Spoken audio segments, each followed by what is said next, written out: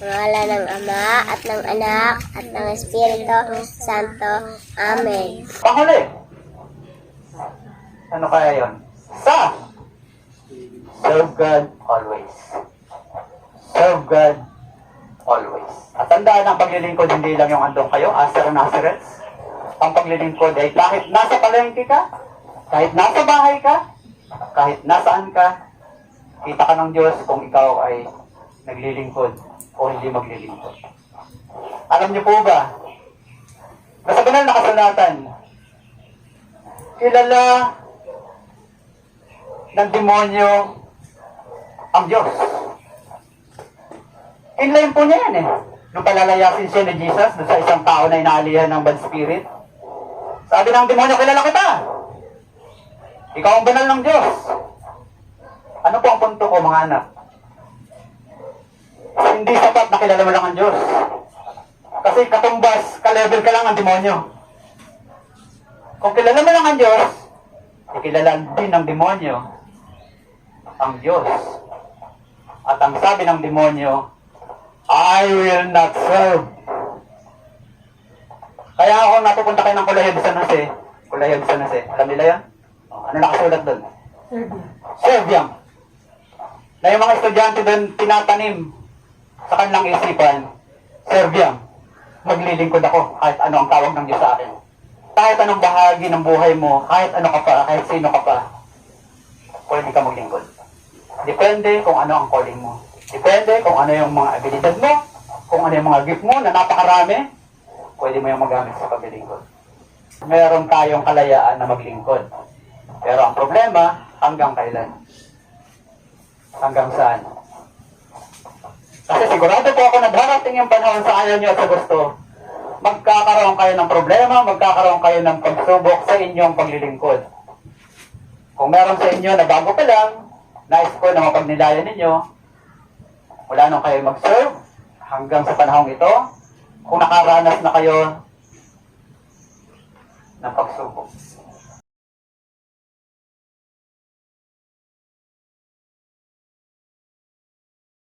That every time I do good, for example, if I do something to the poor, I could feel as if I'm floating. So it is really true what is written in the Bible, that whatsoever you do to the least of my brethren, that you do unto me. And also I notice that the sins that I did not confess to a priest, it is too heavy.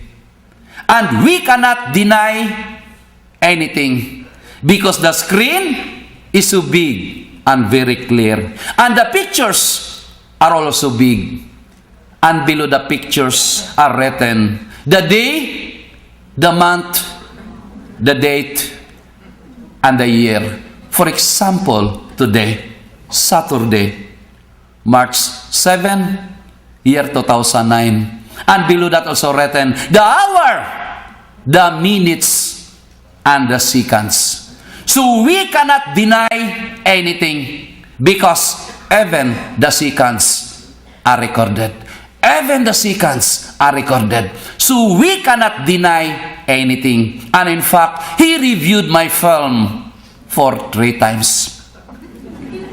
And after our long conversation, he tapped my shoulder. And as he was tapping my shoulder, he said to me, "You go back now because you have still so many things to do. You have still so many things to finish. If I have something for you, or if I have a message for you, I will just appear to you in your dreams." And after he said that, I was at the ICU of Chonghua Hospital. Suddenly, I got up. And when I got up, I could feel my body so light and my head so fresh that when I got up, I removed the oxygen from my nose. I personally removed the oxygen. And after removing the oxygen, there is a tube going down to my intestine. So I slowly removed the tube because it tickles me. And after removing the tube, I slowly removed the dextrose IV from my hand. And because there was a nurse who saw everything, and that she was so afraid that she ran away. In fact, the nurse said, one of the heel of her shoes was broken. When the nurse returned, she had the nurses, the doctors, and the technicians. They are all running. And when they reached me, they helped me put to bed again. And one of the doctors put on the stethoscope and examined me. And after a short examination, the doctor put off his stethoscope, put it beside him, and he asked for another stethoscope. Meaning, he cannot believe his stethoscope. So he was given another stethoscope, he put it on, and re-examined me again. And after a long examination, the doctor looked at my EKG, because every bed in the ICU has its own EKG. And he said, since I was admitted at the ICU, my EKG was just in straight line. But now, they are all surprised because my EKG is working normally. And because the technicians are already present, so they subjected me to ultrasound, x-rays, laboratory tests, and brain scan. And now, all the results are in negative, meaning I am not sick. So the doctors were all surprised, and they asked permission from my wife to have another re-examination, because they said there might be something wrong with the apparatus.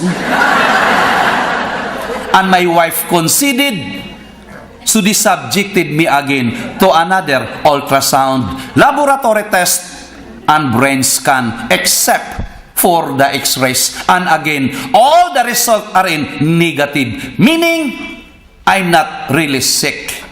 So the doctors said to my wife, Mrs., there is nothing now that we can do. It's already a miracle. So you better have a mass celebrated for this purpose. When I woke up at 8 o'clock in the morning of Friday. I woke up at 8 o'clock in the morning of Friday. And if you will count it, from 8 o'clock in the morning of Tuesday to 8 o'clock in the morning of Friday, that's exactly 3 days. That's exactly 3 days. And because of that, the media was alerted. The TV, the radio, and the newspaper. And because our church, the Roman Catholic Church, do not just easily believe in miracles, so it has to be investigated. And the investigation was led by no less than the Archbishop of Cebu, Ricardo Cardinal Vidal. Cardinal Vidal leads the investigation. They started investigating me in March. At the middle of September, Cardinal Vidal released a letter confirming what happened to me. And he gives me an endorsement letter so that I can give testimony around the world. Especially that one of the doctors who was assigned to me at the ICU, he's not just an ordinary doctor, because when he graduated medicine, he graduated magna cum laude. When he took the medical board exam, he's top-notcher all over the Philippines, meaning he got the highest score all over the country. And when he entered Chonghua Hospital, he was awarded as the most outstanding PGI doctor. And when he's already a resident doctor of Chonghua Hospital, he was assigned to me at the ICU from the very beginning until I woke up 3 days after. And the doctor said, science cannot do anything against the power of God. And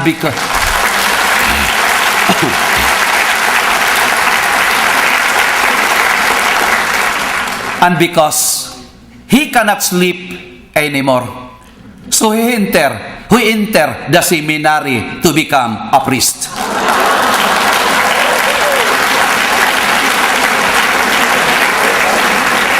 And now, he is already a priest. He's now with the Jesuit order.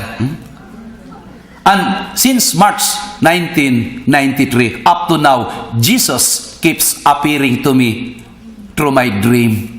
And that is also accepted by our local church because my spiritual director is Monsignor Chris Garcia.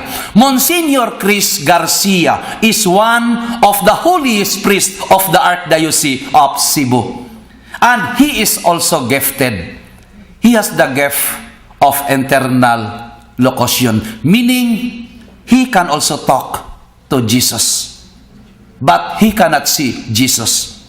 But Jesus appears to me through my dream, where I can see him, where I can talk to him, where I can touch him, where I can even embrace him. And what is best for us, every time Jesus appears to me, he also tells my spiritual director. So there is a confirmation. That's why wherever I go, it is embraced by the church. Sa ngalan ng Ama, at ng Anak, at ng Espiritu Santo. Amen.